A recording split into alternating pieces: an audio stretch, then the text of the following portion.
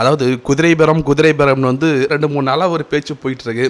குதிரை பேரத்தை பற்றி யார் வந்து சொல்லணுன்ற அளவுக்கு தெரியாமல் இந்த ஒரு தமிழ்நாட்டு அரசியல் இருந்துகிட்ருக்கு.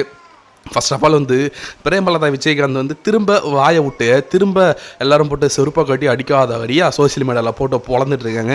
என்ன விஷயம் அப்படின்னா, அமமுக தெரியும் இல்லைங்களா, டிடிவி தினகரனோட கட்சி, அதில் வந்து காமராஜ் அப்படின்றது தெரியும். அந்த ஆள் வந்து மாற்றி மாற்றி வந்து பேசிகிட்டு இருந்தார். ஒரு கட்டத்தில் வந்து விஜய்க்கு ஆதரவு கொடுக்குறேன்னு முன்ன வந்து ஆதரவு கொடுக்குறேன்னு சொல்லியிருந்தார்.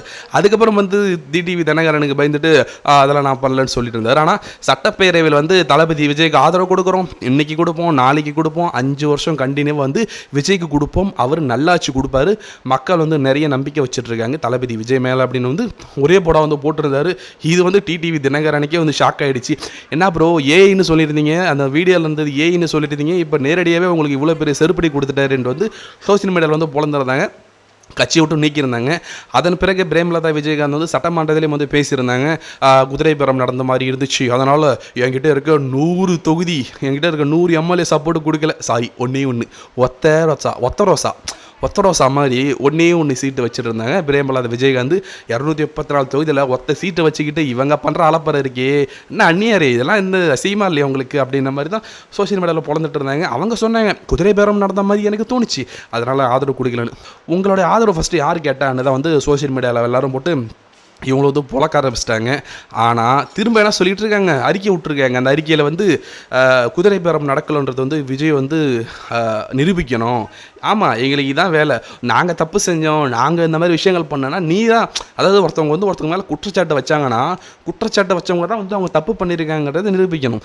அதை விட்டுட்டு நீ ஒருத்தனை கை காட்டிட்டா அவன் வந்து நான் தப்பு பண்ணலன்னு நிரூபிக்க முடியாது. ஒரு லா தெரியாமல், ஒரு லாஜிக்கும் தெரியாமல் நீ வந்து பேசிகிட்டு இருக்க. நாங்கள் குதிரை பேரம் நடத்தவே கிடையாது, அப்புறம் என்னத்துக்கு வந்து நாங்கள் வந்து நடத்தலை அப்படின்றத நாங்கள் ஏன் ப்ரூஃப் பண்ணணும்? நாங்கள் நடத்தணும்னா நீ தானே ப்ரூஃப் பண்ணணும். என்னத்தான் பேச தெரியாமல் வந்து பேசிகிட்டு இருக்கு. அது மட்டும் கிடையாது, குதிரை பேரத்தோட ஒரு கிங் யாருன்னா அது உங்கள் கட்சி தான், தேமுதிக.